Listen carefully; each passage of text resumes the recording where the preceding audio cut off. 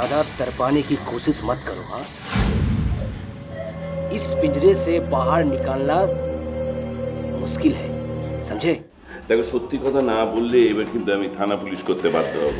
কি বললে? আমি যা বলছি ঠিক বলছি। কোনোভাবে যদি এই বাড়িতে শ্রেয়সীর আমার কোনো ক্ষতি হয় কাউকে আমি ছাড়বো না, এমনকি তোমাকে আমি পুলিশে দেবো, মনে রেখো। লেট করে ঘুম থেকে উঠে এখন আমার উপর যত রাজ্যের বিরক্তি না।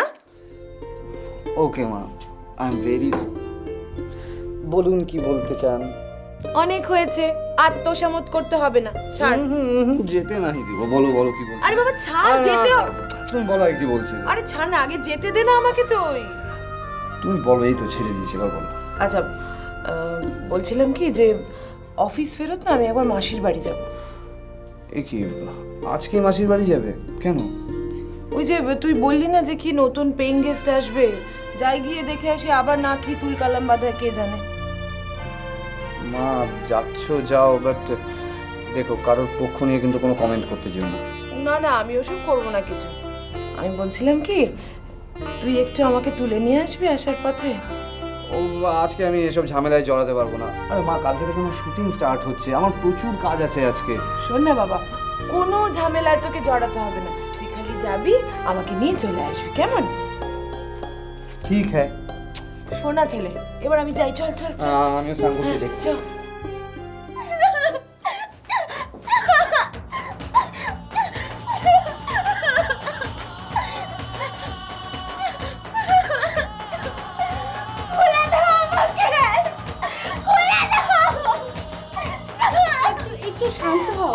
একটু শান্ত হও, এত ছটফট করলে হবে না। আমি শান্ত হব না, খোলো আমাকে, আমি যাব এখান থেকে। এরকম করে খুলবো কি করে? একটু শান্ত হও, একটু শান্ত হও।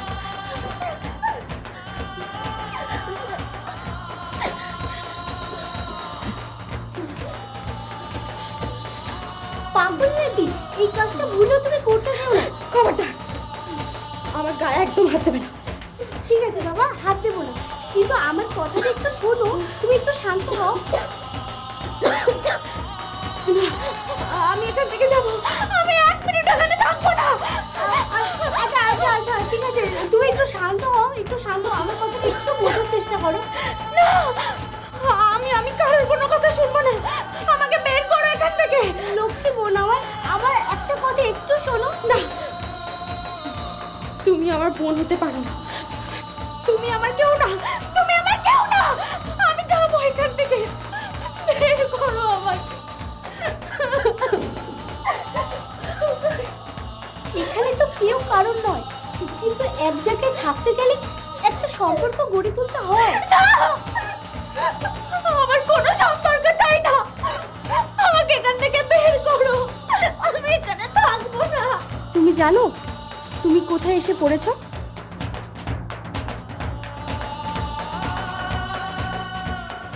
কোথায় আমি? রাজডাঙ্গার সোনার মাটির পল্লী।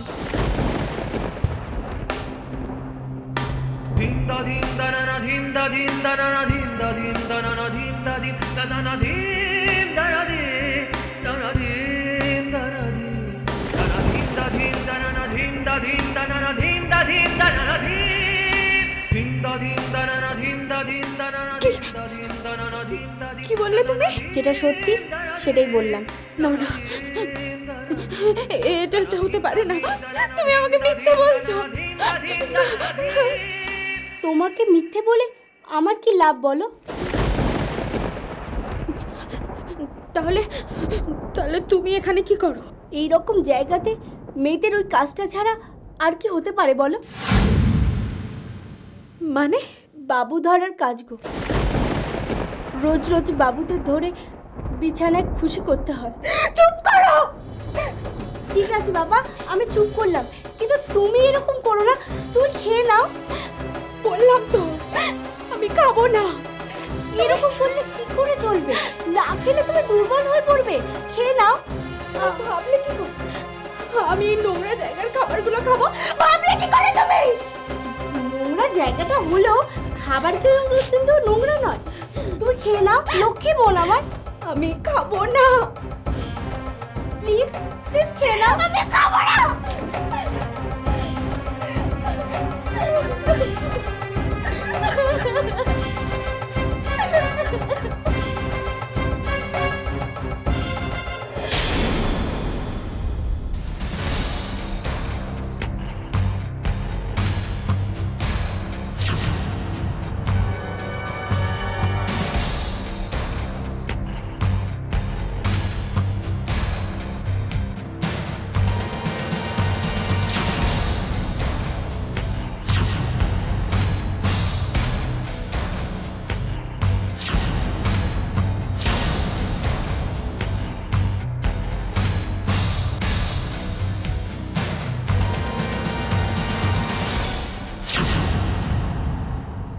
বড় মেহনত করতে ये খাবার জোগাড় করতে হয় मुफ्त पे पाওয়া যায় না খাবার বুঝলি हाँ मुफ्त पे খাবার পাওয়া যায় না রে और इस साला খাবার के जो इंसल्ट করবে না ওই ইরফান তাকে বরদাস্ত করবে না বরদাস্ত করবে না ইরফান समझी चल खा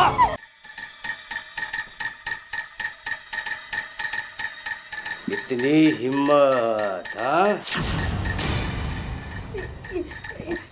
ইমরান ভাই ওর কোনো দোষ নেই ওকে কিছু বলো না ये खाना তোর বাপ का নাকি রে খবরদার আমার বাবাকে তুলে কোনো কথা বলবি না তুই क्या करेगी तू ওকে ছেড়ে দাও करेगी तू क्या ও লাগছে ও লাগছে তোরে তো দূরত কেন রে আরে কদিন চিনিস তুই ওকে আমার কাজের মাঝখানে কথা বলবি তো সারা জবান টেনে ছিঁড়ে ফেলে দেবো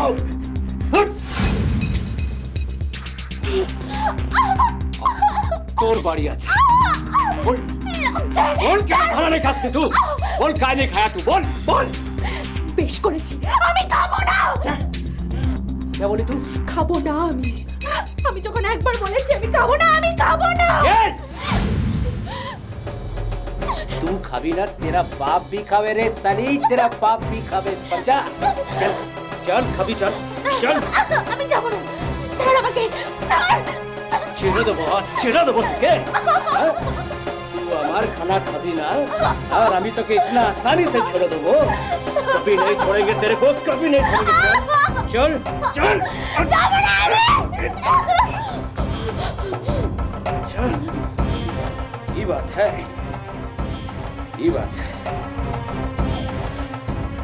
खाना तो के खींचे ही हो गए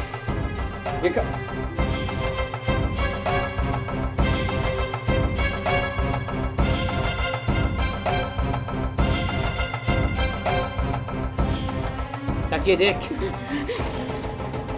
বড় মেহনত করতে ये খাবার জোগাড় করতে হয় মুফট पे পাওয়া যায় না খাবার বুঝলি हाँ मुफ्त पे খাবার পাওয়া যায় না রে और इस साला খাবার के जो इंसल्ट করবে না ওই ইরফান তাকে বরদাস্ত করবে না ইরফান समझी चल खा खा साली खा खा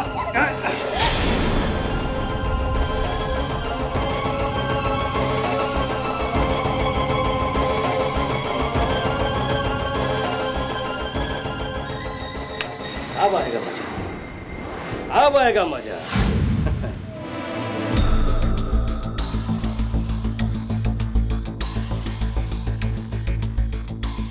একটা কথা কান খুলে তুই শুনে লে এখানে তোর রাত চলবে না এখানে আমি যা বলবে সেটাই চলবে আমি কে আছি ওটা ওকে সমঝে দে বুঝলি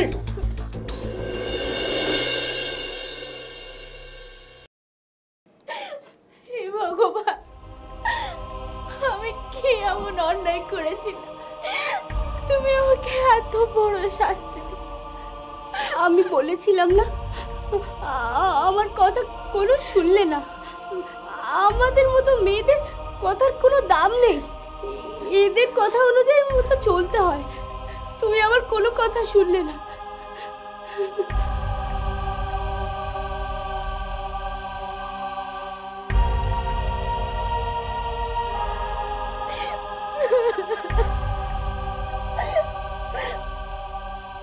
কি করব আমি এখন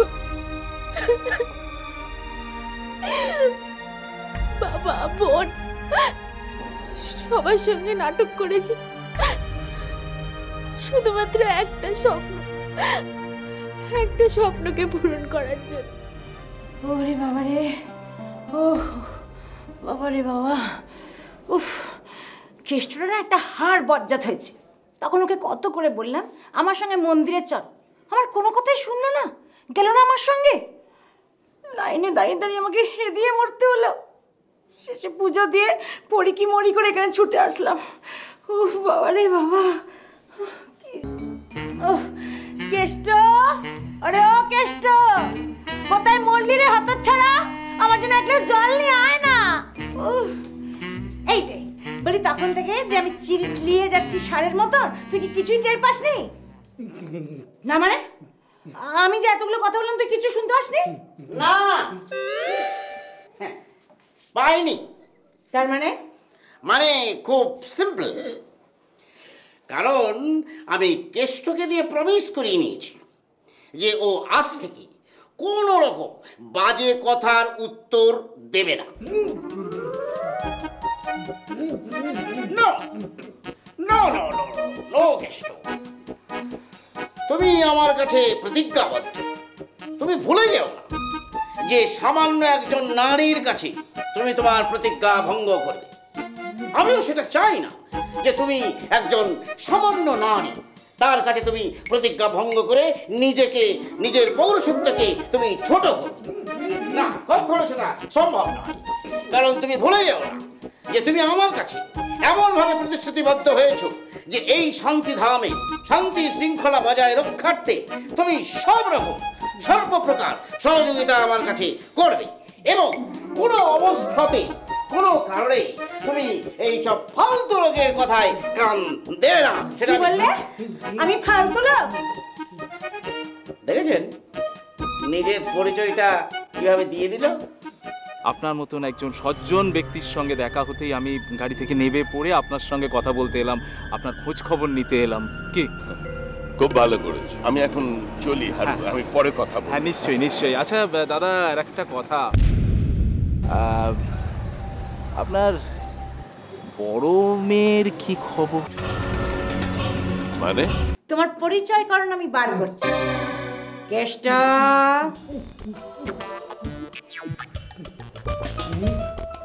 কিছু বলছি না বলে আমার কেস কারণে ধান্দা, তাই না? জানো মা, বাবা সব ফলস যাচ্ছে, একদম বিশ্বাস করো না। কি রে মিনসে, কেষ্ট কি বলছে তোর নামে? কেষ্ট, এরকম মিথ্যাচার করতে নেই বাবা। না মা, বাবা কিন্তু সব ভুল মারছে, সব ফলস মারছে। সকাল থেকে বাবা একটা গন্ডগোল বাঁধানোর জন্য উঠে পড়ে লেগেছে। মা, আজ দিদিমণিদের চাও খেতে দেয়নি। কি? দিইনি তো, দিইনি। বেশ করেছি, আমার গ্যাস পুড়িয়ে ওই বারোয়ারি সবার জন্যে চা করা আজ থেকে বন্ধ। বন্ধ? আরে বাবা, কি হবে কি হবে না সেটা আমি বুঝবো। আমি বুঝবো বললেই হলো, আমার বাড়ি, সেটা আমি বুঝবো। দাঁড়াও না, দাঁড়াও, আজ তোমার সবকিছু নটা বলতে একেবারে টাইট করে দিচ্ছি। খবরদার, খবরদার বলছি মিনসে, আজ আমার এই বাড়িতে একটা নতুন গেস্ট আসবে, তুমি কোনো রকম বেতাল করার চেষ্টা করবে না। সেগুলো তোমার বালি, তোমার গেস্ট আর আসবে না। সে কিছু সব কিছুতেই আমি একেবারে বিঘ্ন ঘটিয়ে তবে ছাড়বো। তার মানে? মানে তুমি কি পরিষ্কার টুকটাক করেছো নাকি? সেটা সময় এলেই তুমি জানতে পারবে। কেষ্ট, আমার কোনো ফোন এসেছিল? কই না তো। একটা কথা শুনে রাখ কেষ্ট, এখন থেকে কিন্তু আমাদের চোখ কান সব খোলা রাখতে হবে। শ্রেয়সী যে কোনো মুহূর্তে ফোন করতে পারে, ও আমাকে বলেছে কলকাতায় পৌঁছেও আমাকে ফোন করবে। তুমি টেনশন নিও না মা। টেনশন? এই তো সবে টেনশনের শুরু। কেষ্ট, শত্রুপক্ষকে বেশি বাড়তে দেওয়া চলবে না। যা, যাই, দাঁড়া, ফোনটা ঠিক আছে কিনা আমি দেখে আসি।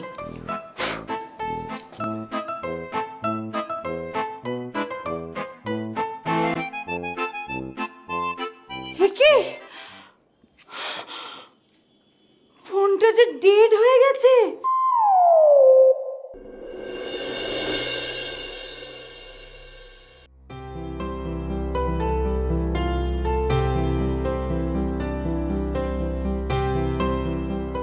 আরো এখন ভালো ভালো ফোনে লাইনটা পেলে হয়, বুঝলি? হ্যাঁ হ্যাঁ বাবা, পেয়ে যাবে। আচ্ছা, শ্রেয়সী এতক্ষণে কলকাতা পৌঁছে গেছে বল? হ্যাঁ, কাল রাতে যদি দিদি ট্রেনে উঠে থাকে তাহলে তো আজকে ভোরে নেমে যাওয়ারই কথা। কিন্তু আমি ভাবছি কি জানিস, মেয়েটা একা, কোথাও কিছু চেনে না, কিভাবে যে পৌঁছলো সেটাই আমার বুঝতে পারছি না। হয়েছে, এত টেনশন করতে হবে না।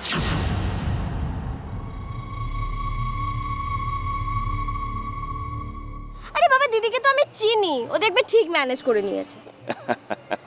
তোর কথাই যেন তাই হয় মা, সত্যি হয় যেন তোর কথা। দেখি ফোনটা পাওয়া যায় কিনা। হ্যাঁ, চল আমরা এগিয়ে দেখি। ঠিক আছে। শয়তানটা আবার এখানে কেন এলো? জানি না, তুমি চলো তো। দাঁড়া। নমস্কার দাদা, নমস্কার। নমস্কার রাধারমন দা, অনেকদিন পর দেখা হলো। তা কেমন আছেন রাধারমন দা? ভালো তো? ভালো। তুই কেমন আছিস? ভালো। আমিও ভালো আছি। হারু, আমার একটু কাজ আছে, হ্যাঁ আমি চলি। এই দেখো, এতদিন পর দেখা হলো আর এত তাড়াতাড়ি চলে যাবেন? হ্যাঁ, আসলে দেখো, ঠিক এই সময় এখানে দাঁড়িয়ে তোমার সঙ্গে গাল গপ্প করার মতন সময় আমার নেই। সে আর কি করা যাবে দাদা, আপনি তো কোনোদিনই আমাকে আপনার বাড়িতে যেতে বলবেন না, আর আপনিও তো আমার বাড়িতে কোনোদিনই আসবেন না। কি? কেন আমি হঠাৎ তোমার বাড়িতে যেতে যাব কেন? কেন? সকাল থেকে রাত অবধি কত লোক আমার বাড়িতে আসে বলুন তো। দেখো হারু, তুমি পঞ্চায়েত প্রধান, যারা তোমার কাছে যান তারা নিশ্চয়ই তাদের প্রয়োজনে যায়। এটাই তো আমার দুঃখ দাদা, কত লোক আমাকে দিয়ে কত কাজ করিয়ে নেয় বলুন, কিন্তু কিন্তু এই অধম আপনাকে কোনো সেবা করতে পারল না। হারু, একটা কথা তোমাকে আমি বলে দিই, আমি ব্যক্তিগতভাবে কোনোদিন কারোর কাছে কোনো উপকার নেওয়াটা পছন্দ করি না। হ্যাঁ, সে তো আমি জানি রাধারমন দা, সে আমি জানি। আপনি হলেন একদম আইডিয়াল স্কুল মাস্টার, একটা প্রিন্সিপাল নিয়ে চলেন। কিন্তু কিন্তু দাদা, কাজটা যদি আপনি করতে পারতেন তাহলে আমাদের ছেলেমেয়েরা কত উপকৃত হতো বলুন তো, কত উপকৃত হতো। কিন্তু কিন্তু কি যে হলো আপনার, এরকম একটা হার্ট অ্যাটাক বাঁধিয়ে বসলেন। ইস, ছি ছি ছি ছি ছি। সেই কারণেই তো আপনাকে ভলেন্টিয়ারি রিটায়ারমেন্ট নিতে হলো, তাই না? সে আর কি করা যাবে বলো, মানুষের কপালের ওপর তো কারোর হাত যায় না। হ্যাঁ, রিটায়ার করার পরে যে কটা টাকা পেয়েছিলেন সবই তো আপনার ওই ট্রিটমেন্টের জন্য হাসপাতালই নিয়ে নিল, আর এখন এই পেনশনের কটা টাকায়। আরো এইসব কথা এখন থাক, আমার তো দেরি হয়ে যাচ্ছে। তা ছোট মেয়ের হাত ধরে বাজার করতে বেরিয়েছেন বুঝি? বললাম তো আমার কাজ আছে এখন। হ্যাঁ হ্যাঁ হ্যাঁ দাদা, কাজ তো সবাইরই থাকে বলুন। এই ধরুন না, আমারও তো একটা কাজ আছে, আমিও তো একটা কাজ নিয়ে বেরিয়েছি, কিন্তু আপনার মতন একজন সজ্জন ব্যক্তির সঙ্গে দেখা হতেই আমি গাড়ি থেকে নেমে পড়ে আপনার সঙ্গে কথা বলতে এলাম, আপনার খোঁজ খবর নিতে এলাম। কি? খুব ভালো করেছো। আমি এখন চলি হারু, আমি পরে কথা বলবো। হ্যাঁ নিশ্চয়ই নিশ্চয়ই। আচ্ছা দাদা, আর একটা কথা, আপনার বড় মেয়ের কি খবর? মানে?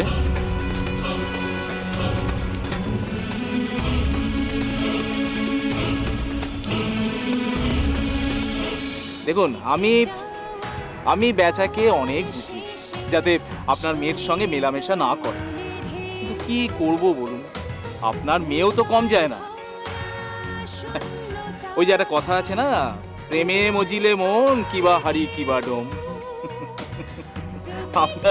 আপনার মেয়ের হয়েছে সেই দশা। তবে আপনি কিন্তু একটু সাবধান হবেন রাধারমন দা, কোন দিন না আবার বেচা আপনার মেয়েকে নিয়ে পালায়। হ্যাঁ, কি বলছো?